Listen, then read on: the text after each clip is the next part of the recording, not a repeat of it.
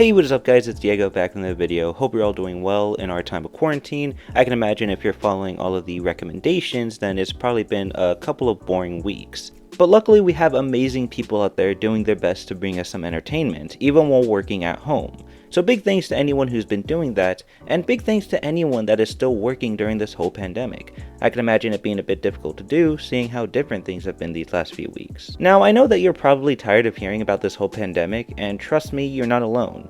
But today, surprisingly, this pandemic is quite relevant to what we're going to be talking about, which is Primal's first episode of the second half of the first season. If you've already seen it, then you know what I'm talking about. For those of you that haven't, I highly recommend that you watch episode 6, as it branches right where we left off from the end of the first half of season 1, and answers some pretty concerning questions regarding our characters, as well as leading into the next episode of the second half of the first season. I'll give you some time to get off this video to watch it.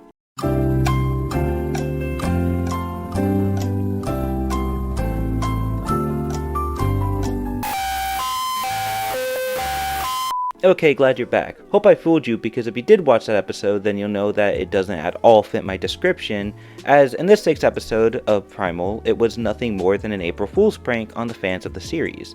But the thing is, and I'm assuming the rest of the fan base, feel far from pranked, but rather rewarded with such an amazing, fun, batshit crazy episode, which is what we're going to be talking about today. And because this is a one-off, I'll go ahead and go through the whole episode, explain some things, and tell you guys more in depth my overall opinions about it. So let's get started.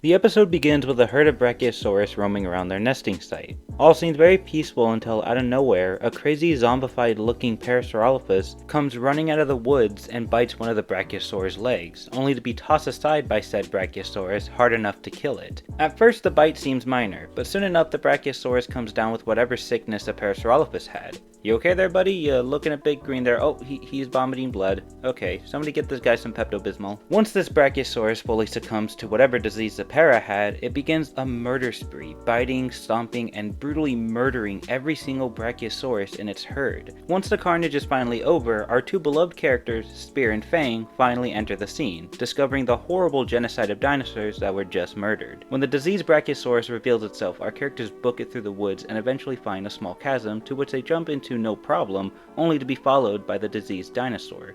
Luckily, a nearby cave provides our characters some shelter, as the Brachiosaurus crashes down the chasm hard enough to be temporarily knocked out. Spear and Fang decide to wait in the cave until nightfall. Once it's dark, they attempt to escape the unconscious zombie dinosaur, but right as they're almost home free, the Brachiosaurus awakens and chases Spear and Fang through the chasm. Eventually, they make it to the end of the chasm, finding out that the exit is too small for the Brachiosaurus.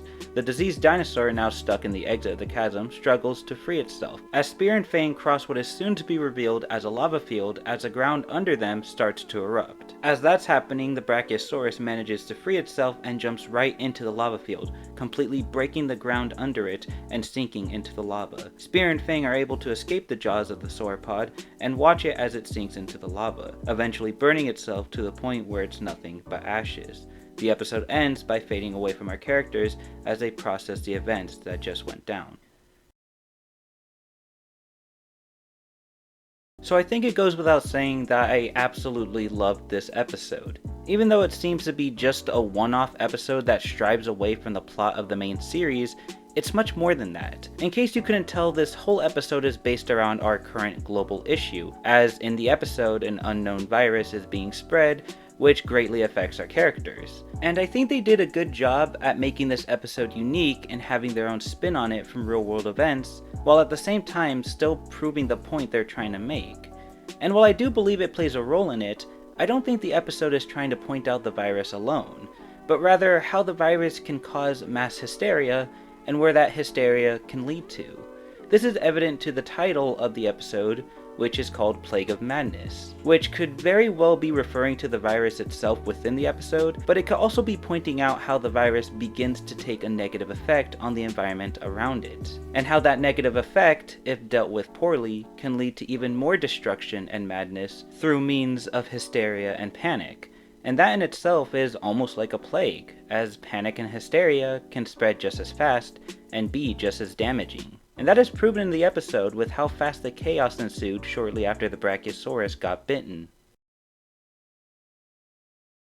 Aside from the message, which in my opinion already makes this episode one, if not my favorite in the whole series, the episode itself was, of course, really awesome. It has that fast-paced, bloody, really crazy action that Primal is known for, while at the same time having their emotional and powerful moments. And while the action of course was great, the emotional moment really got to me. When the diseased Brachiosaurus reached its final moments before disappearing into ashes, all Spear and Fang could do was watch it helplessly, and immediately you start to feel bad for this zombified dinosaur.